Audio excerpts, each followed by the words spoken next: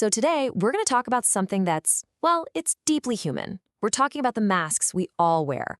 We're going to dive into why we even put them on in the first place, what kind of pain they're hiding, and most importantly, the incredible freedom that comes when we finally get the courage to take them off. I want you to just think about that for a second.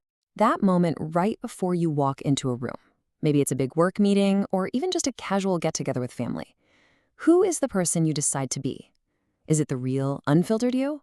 Or is it a version that's been, carefully edited for everyone else? Because that's the real question, isn't it? What's going on behind that public face? That's where the truth is. The stuff we try so hard to shield from the world. What are we so afraid of? What kind of rejection are we just desperately trying to avoid? We start learning how to create these identities when we're really young. But these aren't just costumes we put on for fun. They're what you might call survival masks. They're built for a purpose, to protect us from getting hurt, from being rejected or judged. Do any of these sound, I don't know, a little familiar?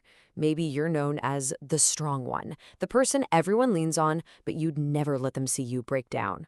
Or maybe you're the joker, the life of the party, always using humor to keep people at a safe distance. Or are you the perfectionist, absolutely terrified that one tiny mistake will prove you're not good enough? And this is where things get really serious. Because look, most of us wear some kind of mask from time to time, but for someone who's gone through trauma, that mask, it can feel permanent. It's not a choice anymore. It feels absolutely essential to just get through the day, almost like it's been glued right onto your skin. So how does that even happen? How does a mask become so fused to who we are? Well, it all starts with the lies. The lies that trauma whispers into our minds. And these aren't loud, obvious accusations. No, they're these quiet, nagging beliefs that over time completely reshape how we see ourselves. It often starts with this one, the lie that attacks our core worth. It's that awful, sinking feeling that no matter what you accomplish, no matter how hard you work, you'll always, somehow, come up short. And then comes the second lie, the one that injects this deep, toxic shame.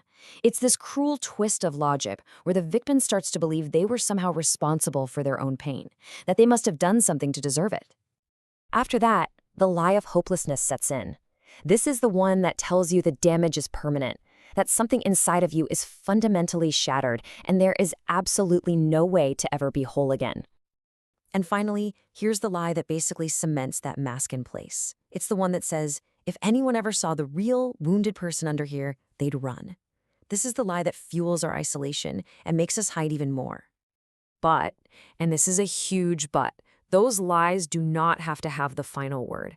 This is where we get a strategy for healing. Scripture gives us this incredibly powerful command to take captive every thought.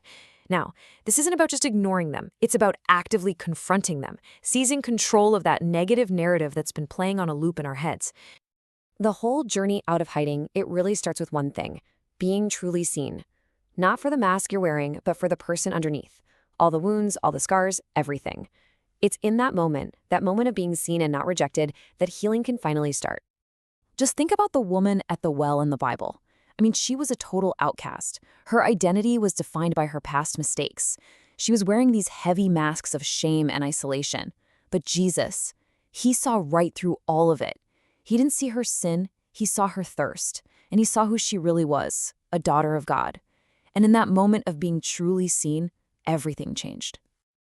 Okay, so what does this whole taking thoughts captive thing actually look like day to day? Well, it means we have to make a conscious, deliberate choice to rip out the lies we've been believing and replace them with God's truth. And look at how specific this is. It's not just a vague idea. It's about identifying the exact lie. In this case, I am unwanted, and then fighting back with the specific, powerful promise from Scripture. It's an active, intentional swap of one thought for another. Here's another really powerful one. The lie that you are somehow stained or permanently dirty because of abuse, that's met head on with this incredible truth about being made clean, about renewal. It doesn't just put a Band-Aid on the shame, it promises to wash it away completely. And this tackles the lie that our character is set in stone. That feeling of, well, this is just how I am, I can't change. That is directly challenged by the promise that God can literally create something brand new inside of us, a new heart, a new spirit.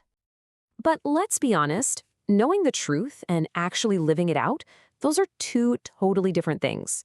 Taking off that mask for good is not easy. It takes real, genuine courage. It means being honest with yourself, with God, and maybe for the very first time, with another trusted person. The first step is to ask yourself this really critical question. Where did this all start? Was there a specific moment, a painful relationship? Can you trace it back to a time when you decided it was just safer to hide than to let yourself be seen? And then, try to name it. Pinpoint the core lie that's been running the show. Is it, I'm not enough? Is it, I'm unlovable? Just saying its name out loud, that's a huge first step toward breaking its power over you. You know, this isn't just a beautiful verse, it's a prayer you can actually use. It's like an invitation.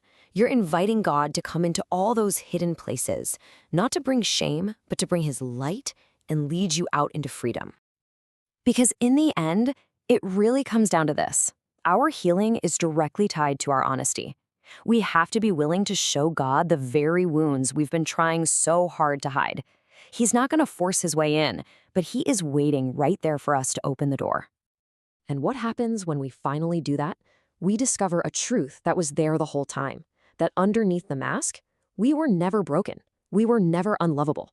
We are, and we always have been, deeply known, completely loved, and already redeemed. That is our true identity.